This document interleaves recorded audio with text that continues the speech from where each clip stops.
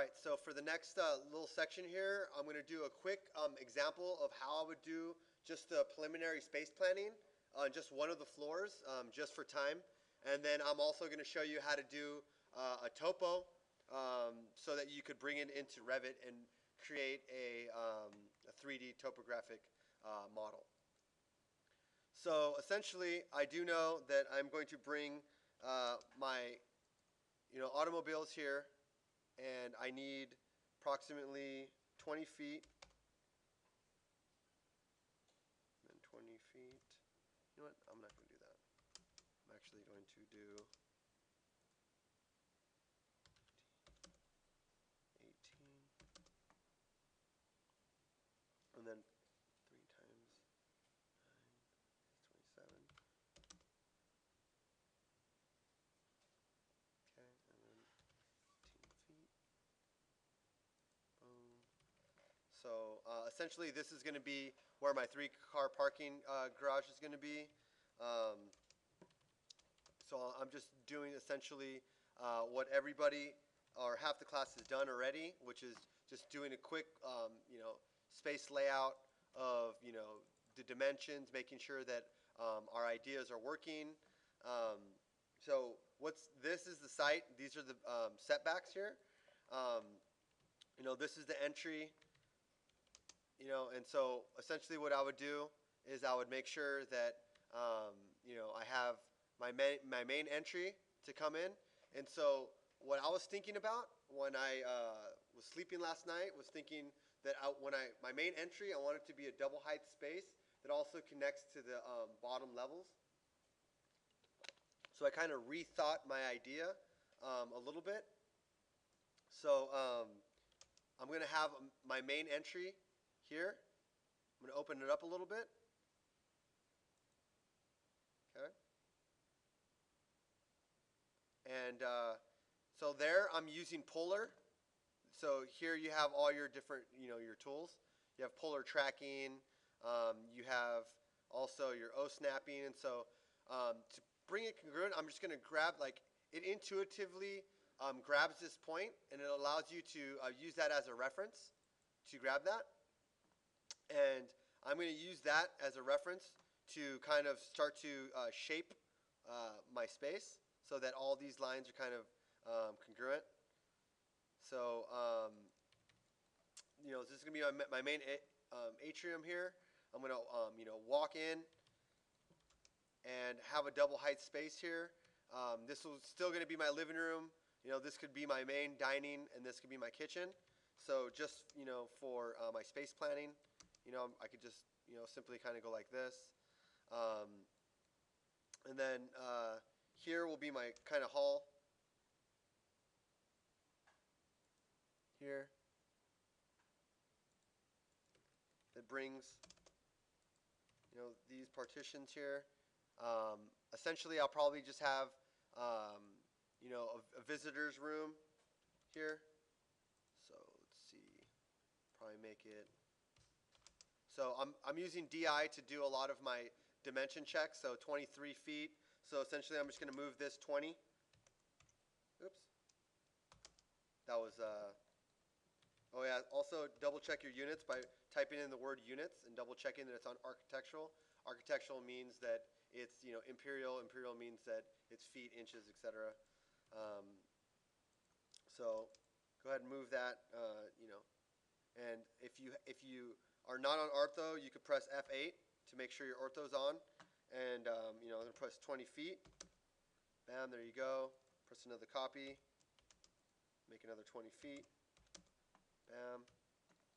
And then again, just go for it. Oops. CO. Let's copy.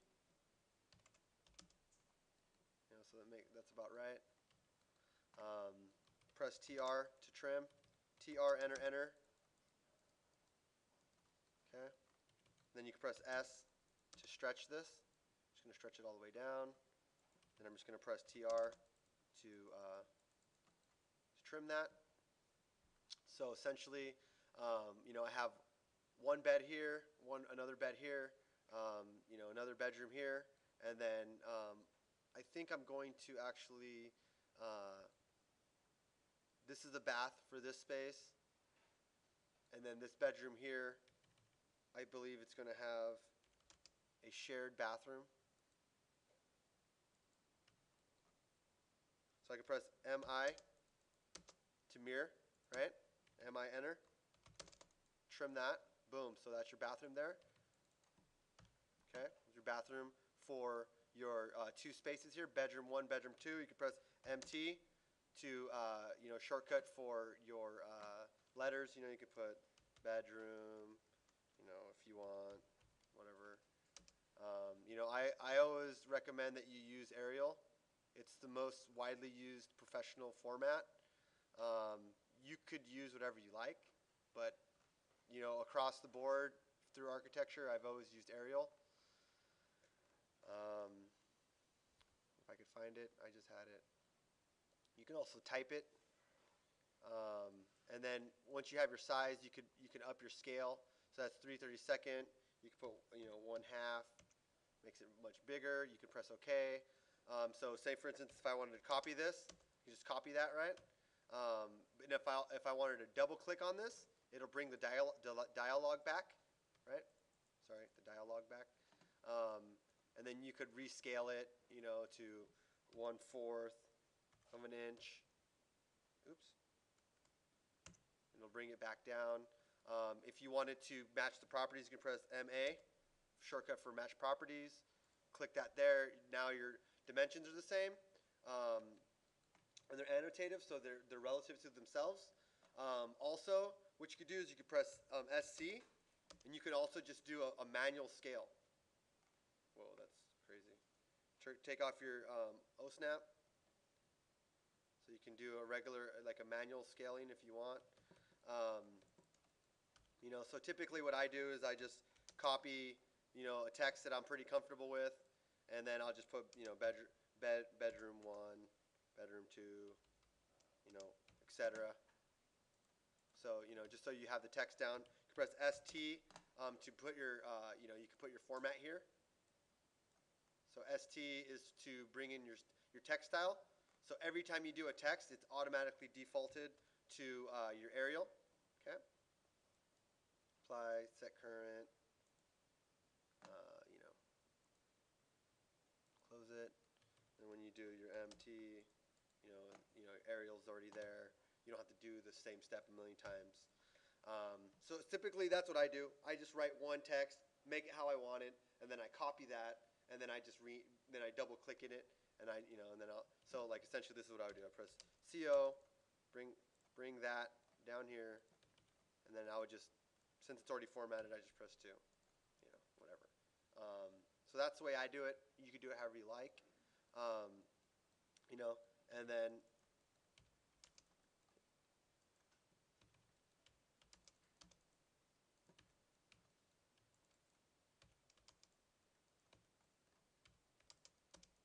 so CO enter is a running command, so you can kind of just like let it run, click it, and it'll just go on forever.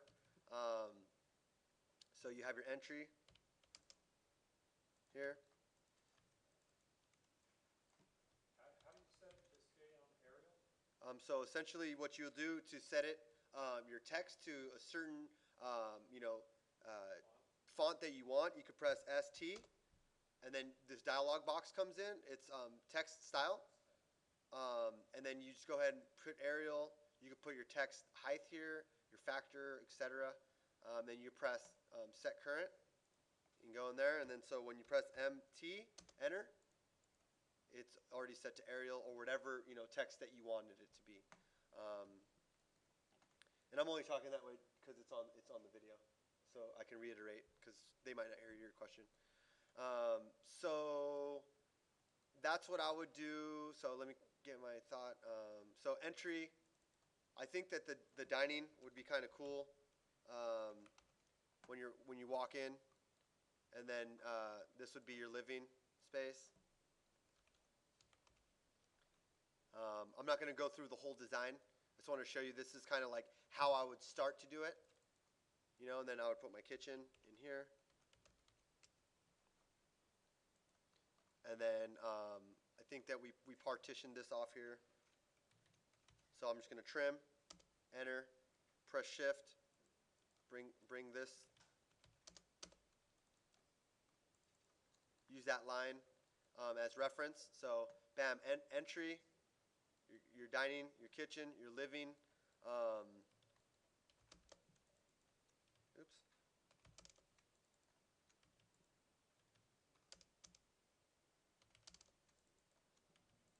Sorry.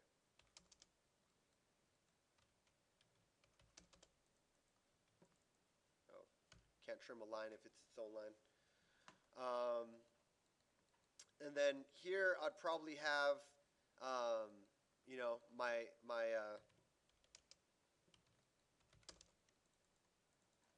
a nice good room here, and then I'll have the den here, kind of how I spoke of before. Okay, and then so what I would do is I would grab this, and I would eat into this here. Put my so probably 6 feet would be a good patio. Sounds about right. Um, you know, and this is not right or wrong. You guys could do your own design. Just follow along if you'd like. Um, so essentially, I believe that the living room should have a patio, and the dining room should have a patio. But I think that the kitchen doesn't need it. I think the counter space is more valuable. Um, just because I think, you know, that's what I think. But you can design however you'd like. And then the den would probably have the patio along with the bedroom. And then I would have a partition wall here, which, you know, this line represents a wall anyway. But I would partition the den family to the main bedroom, and then that would be like the main bath, and then maybe like even a side patio.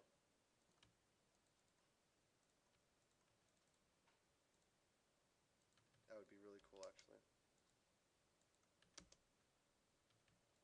Right?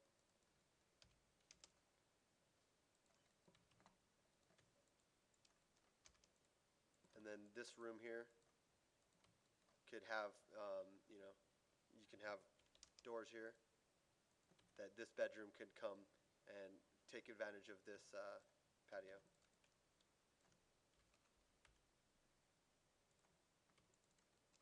And I'm going to challenge you guys to this design because I'm going to design my own house.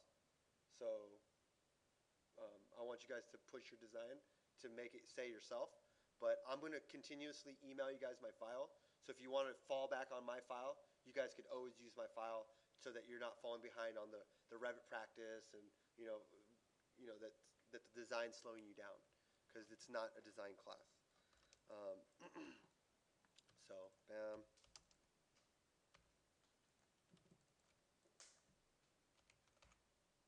Okay. There we go. Getting our patios in there. Pretty much done here.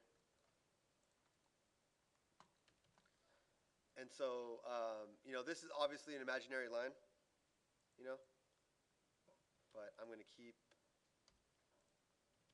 this one, keep this one here. Bam. So there we go there. So essentially when you walk in, I'm going to have a double height space that comes in. So what I would do is I would copy this here, whole thing, right next to it, when you want to draw your next floor, etc., so that it's all lined up. Okay, it's already lined up. So if I wanted to, you know, have my staircase, you know, here, because I probably would have it, you know, here. I'm gonna, on the contrary of my last design, where I'm gonna have the staircase here in the front, like, I'm thinking that you wouldn't put a staircase where the view would be, because it's going to obstruct your view forever. So you would put it where there was no view. So I'd probably even eat into this bedroom, or just do it here because this is pretty big. You know, the entry is 21 feet, so it's pretty huge. So I would essentially, you know, put my staircase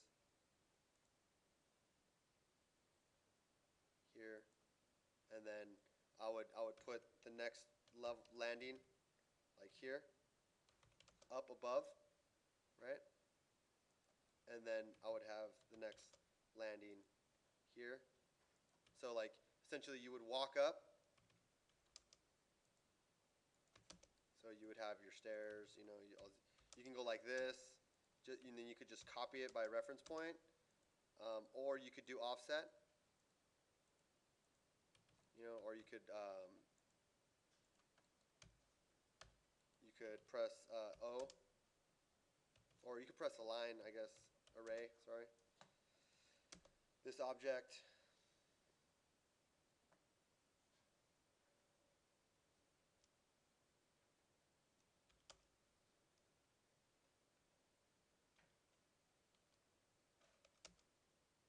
it's weird. I'm going to skip that command just because I don't want to waste time right now. So boom, got that in there. So it comes up essentially, it should be 7 inches up, 11 inches wide, or long, sorry, rise over run. You could do it however you like, but that's kind of like general. Your landing should be 3 feet wide at least. Your stairs should be at least 3 feet wide. So it'll be kind of cool because when you walk in, there'll be an overhead like hall here. So if you're on the second level, you could look down.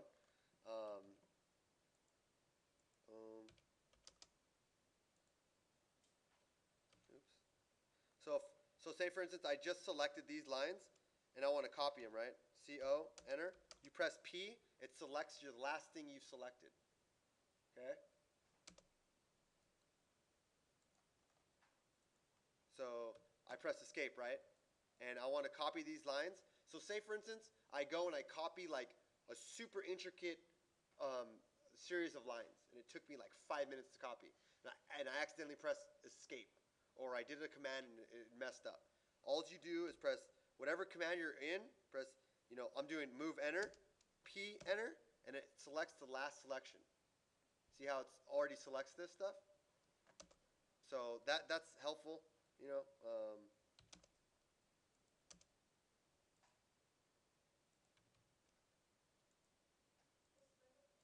Yeah.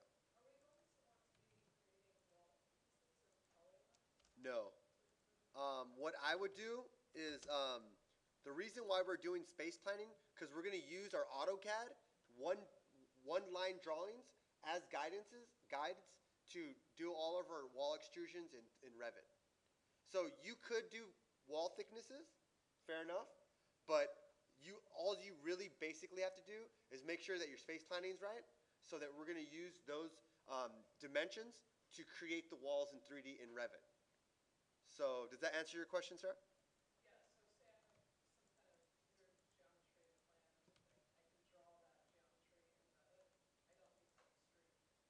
Yeah, you don't need to extrude it. There's no 3D drawing in AutoCAD is necessary. Is it gonna be easier to have a single line wall rather than a double line wall? It's the same. It'll be exactly the same.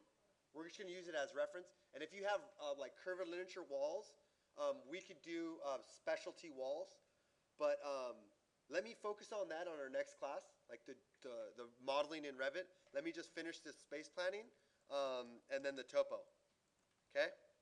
So essentially, you know, that's kind of how, you know, I would space plan this. You know, so I'll have my big atrium that will come up, and then, you know, I'll have it come up to my next level. I only got 30 more minutes, so let me finish this up real fast. You come up, you know, and then you'll have, you know, your master bedroom here. Boom, and then I want to have this double space all the way up, and then all the way down, so that there's like this space all the way up and down. So that's how I would start my space planning in 2D AutoCAD.